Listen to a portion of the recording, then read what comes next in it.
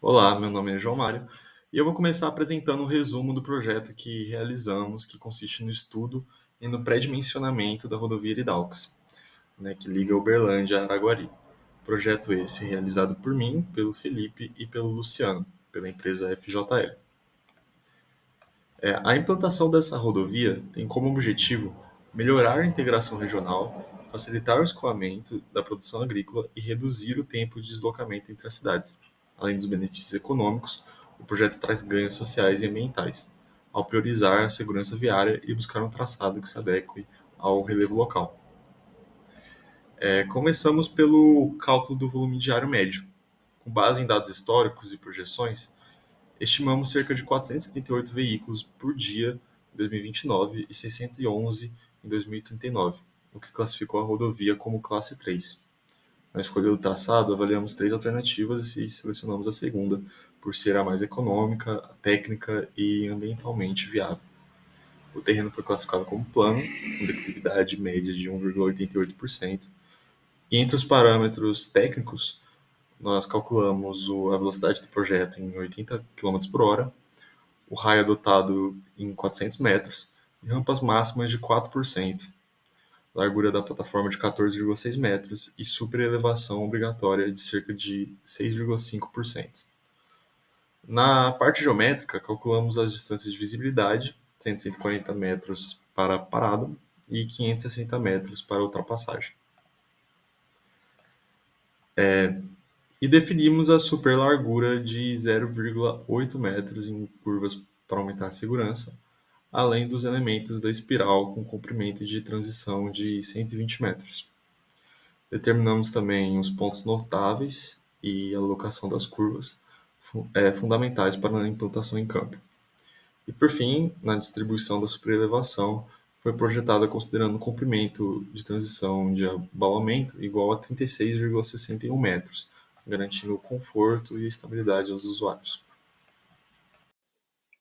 Bom, eu vou estar falando das curvas verticais, que nada mais são do que as curvas que são feitas na rodovia, os grades, né, para conseguir contornar o terreno natural.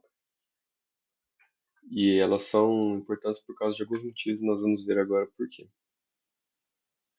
Bom, entre os motivos pelos quais elas são importantes na rodovia, nós temos a segurança viária, né, o conforto do usuário, a taxa de inclinação não pode ser muito grande, a expectativa do usuário, porque uma vez que ele está na curva, ele consegue ver à frente e assim ele sabe o que está por vir na rodovia e dependendo da maneira que as curvas verticais são feitas, elas podem contribuir para a segurança ou piorar a segurança. E a drenagem também é facilitada pelas curvas verticais.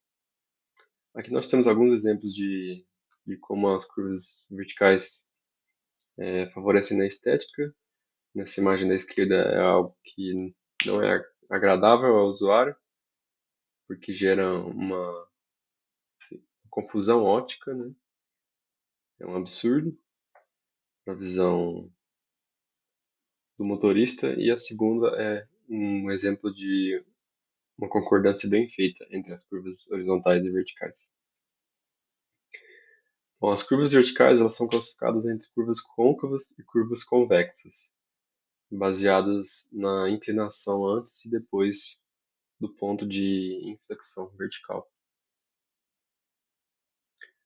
Aqui nós temos os ábacos que a gente usou para fazer o cálculo do comprimento mínimo das curvas. E ele é baseado na inclinação, no comprimento vertical, da curva vertical, né? E da velocidade de projeto. No nosso projeto nós tivemos três curvas verticais, uma delas convexa, duas delas convexas, aliás, e uma côncava. E esses são os dados que a gente calculou.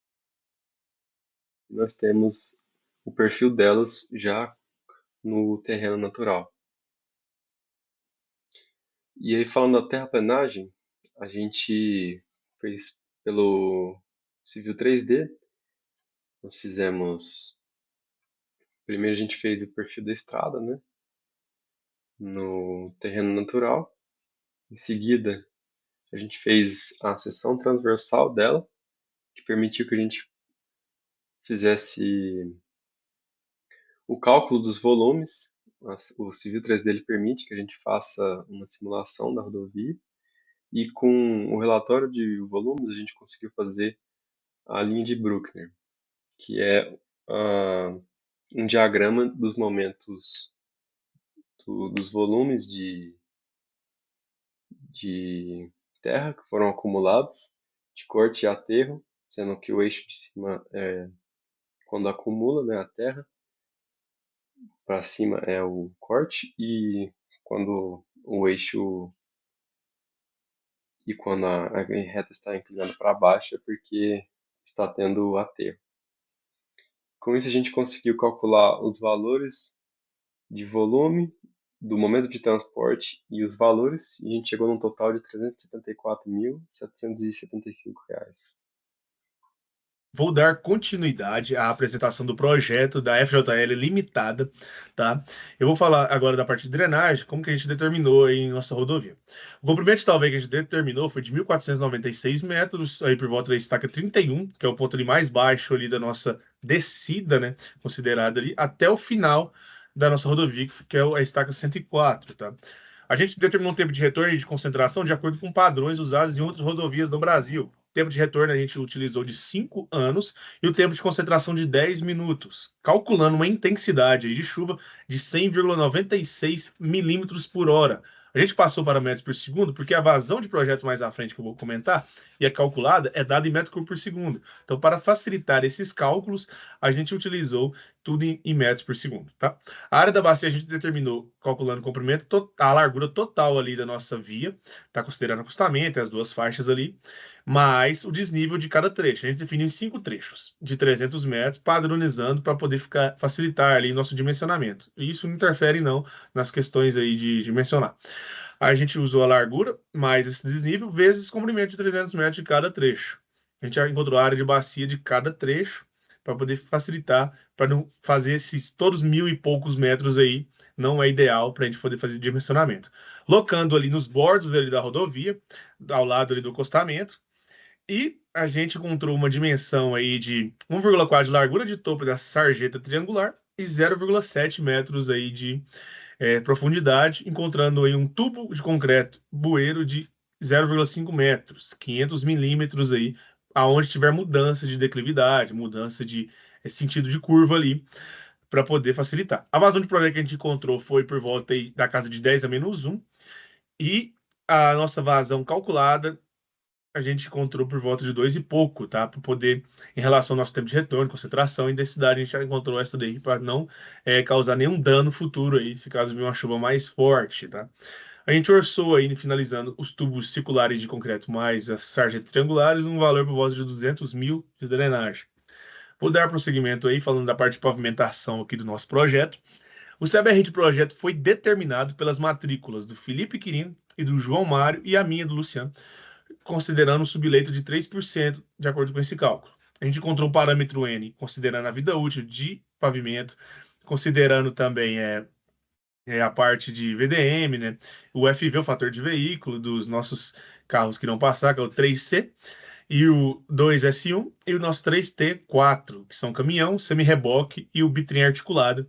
A gente vai passar a permear, o cálculo foi permeado em relação a esses tipos de veículos, calculando 1,95 vezes 10 a sétima de parâmetro N. O parâmetro N considerado médio, de acordo com o DENIT. E a gente teve duas alternativas de pavimento, uma com espessura de 66 centímetros e outra com espessura total aí de 77 centímetros. A gente encontrou, de acordo com aquele ábaco do DENIT, uma espessura de 85 centímetros, tá? Mas a gente fez as análises mecanicistas e viu que a primeira alternativa passou em todas: deformação permanente, fadiga e deflexão. Então tá ótimo para uso, tá perfeita. E a nossa segunda, infelizmente, não passou na deformação permanente, então a gente descartou. E também uma ótima situação foi o melhor custo-benefício da primeira. A primeira é mais barata em relação à segunda. A segunda já não seria permitida, né? Porque não passou, mas ela é R$ 100 mil mais cara. Então, a primeira foi por volta de 1.200.000 o orçamento, e a segunda, o orçamento foi por volta de R$ 1.300.000. Então, a gente adotou a primeira, porque ela passou em todos os requisitos mecanicistas, de acordo com o software AEMC, que é uma extensão do Medina. E é isso, se você quer um projeto de qualidade, de ótima execução, ótimo dimensionamento, conte com a gente da FJL Limitada. Muito obrigado.